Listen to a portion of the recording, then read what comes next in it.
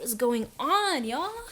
I just want to sit down and really just have a conversation to not only you, but really if someone would have given me this advice when I was making minimum wage, I really believe it could have helped me get to my goals a bit faster.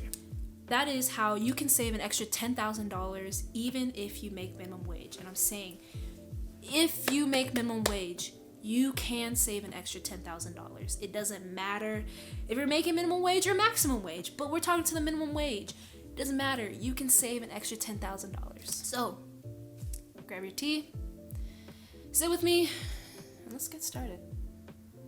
I want to share things that I've done or am currently doing that got me to my first $10,000 saved in my bank account. Even when I was on minimum wage, I wanted this. And this bleeds into my first point, which is having a vision for your money. You listen to all the gurus, they say, get a budget, don't drink at Starbucks, cut costs, cut the Netflix subscription, pew, pew, pew. And ultimately, in my mind, I would think, but why? And yes, we are to be good stewards of our money, ultimately. It makes no sense if you're getting a paycheck and the first thing you do is just go blow it. Like, come on, you're better than that. But having a vision for your money, what I mean is, why do you want an extra $10,000? There's a reason why an extra $10,000 in your life could change something drastically. Maybe it's your financial positioning. Maybe it could take you to another level. Maybe that extra $10,000 is a gift to your parents. Maybe it's that $10,000 will help you fund and start a business. There's ultimately a reason why that you want an extra $10,000. I really want you to find that heart why. And for me, taking the time to think about it ultimately led me to find my why, which was building wealth in this lifetime. I will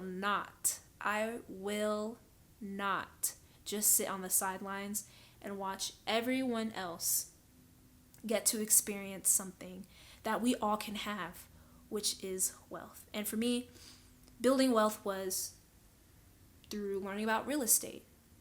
And that could be my first down payment on a home. That was my why. Finding your why is going to help you in ultimately making decisions and saving that $10,000. So I know when I want to buy that thing, is it ultimately going to get me to the vision that I want? Or is it going to distract from the vision that I want? My next point that I want to share that can ultimately help you in saving your first $10,000 is hacking your two biggest expenses. And this is the same probably for everyone. The first one is housing. Even if you're a renter or an owner, you can hack your housing to where you can put an extra couple of $100s into your savings a month, and that's just going to expedite the process of you getting to $10,000. All right, so here's how it would work if you are a renter. You're going to go to your landlord and you're going to ask if you can sublease those rooms to other renters. And you could work out a deal to where you cut them a specific percentage of the rent that you get from those rooms, maybe 5-10%. But you're basically going to go to your landlord and ask if you can do that, given that they have any extra bedrooms or an extra basement. Then once you do that, you can go to places like Facebook Marketplace, Roomies.com, take pictures of those extra bedrooms or extra basement, post that for rent on those websites, Roomies.com, Facebook Marketplace. However, and you're going to find a tenant to fill that. They're going to pay you rent because you're subleasing it. Kind of like how you're currently leasing an apartment or a room at a house, you're going to then in turn be a mini landlord and sublease extra bedrooms to tenants that need it. Again, negotiate with the landlord. If they need a percentage like 5-10%, 15%, that is fine. But if they say yes, okay, you're ahead of the game. You are ahead of the game, and I'm saying go for it. And if you're finding value in this video so far, do me a favor, give it a thumbs up and subscribe. I'm literally just chilling on my floor, hanging out with you guys, and I really want to help as much as possible. Okay. If you are a homeowner, meaning you've bought a home, works for you as well. I love this strategy. It's called house hacking. And basically what that is you rent out either the home, the entire home, and you just live in the same place that you were staying at before when you bought the home. Or you move in, probably to the smallest room or basement or any room, and you rent out any extra rooms to tenants. So this next point is probably going to make a lot of people mad, but if you love someone, you're going to tell them the truth regardless. Heck, if you love me, I want you to tell me the truth. Even though I may be mad at first, lay it out with me. So I'm going to do that with you because I love you. And Jesus said, you shall know the truth and the truth shall set you free. I'm saying, with that too, it may piss you off at first. But I'm still going to tell you because I love you. And especially if you're on minimum wage. So here we go. If you're on minimum wage and you have a car payment that is more than 60 to 75% of your take-home pay, you got to let that thing go. You got to let that thing go because that is stealing from you.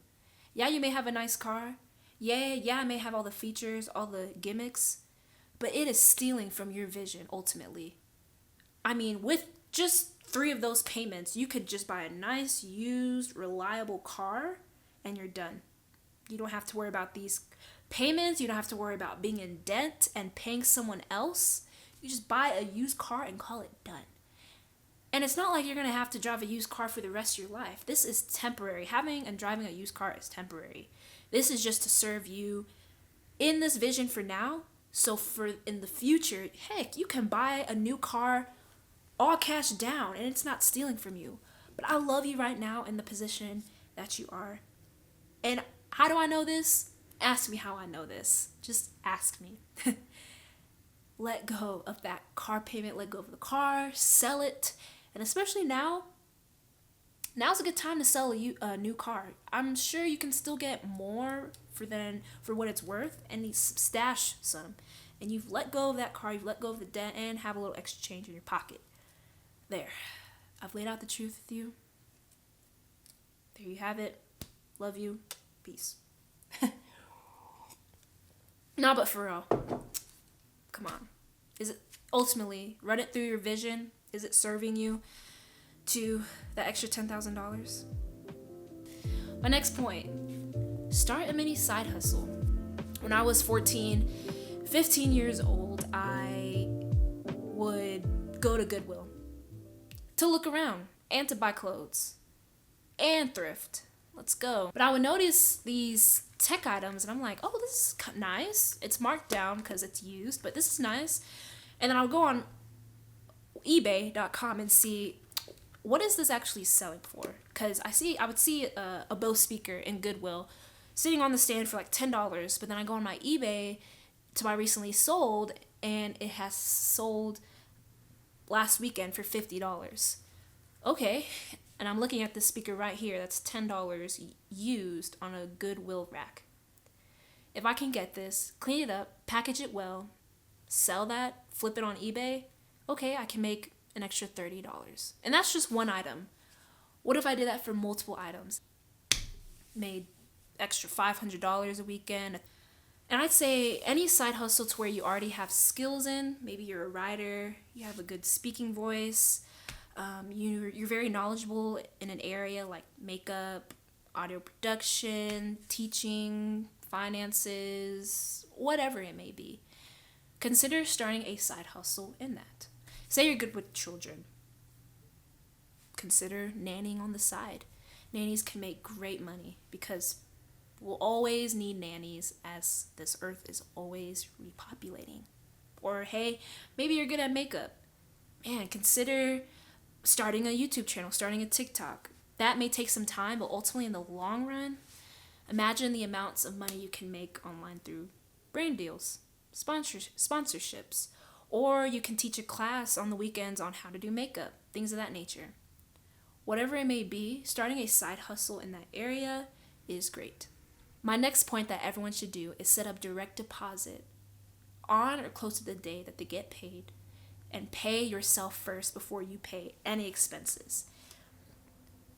Usually, we pay our expenses first, then whatever is left over, we save for ourselves.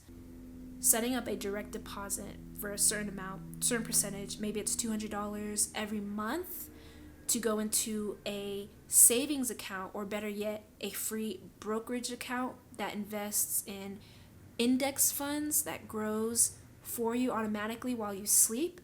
That will only expedite your process to $10,000. Open up a free brokerage account. I use Vanguard. Maybe you use TD Ameritrade, or you go through your local bank. Just open one up and set up direct deposit into that or your savings, and don't look at it. And if you do all these things that I'm sharing with you, I do not doubt by the end of the year you are at $10,000, because you're not looking at it, and also you're not tempted to just go and spend it. My next tip in that also is to turn off your notifications on your shopping apps. But I'd say also a better tip is to buy a personal finance book. Any book on personal finance, maybe it's understanding real estate, stocks. These are things that we weren't taught in school, so it may seem boring, but if you can do yourself a favor and just get one book and read it from front to cover, I'd recommend Rich Dad, Poor Dad. I read The House Hacking Strategy by Craig Curelop. That opened my eyes. Let me know if you want any recommendations by leaving a comment below. So ultimately, this is how you can save an extra $10,000 even if you make minimum wage. I'm telling you, just getting started is better than watching this video and not doing anything. Again, if you found value in this video, let me know by giving this a thumbs up, subscribe, and let me know how you're going to get started in the comments below. Peace. I'll see you in another video, and check out this one on how house hacking can really set you up. But check it out. All right. Thank you so much. I'll see you in the next video. Peace.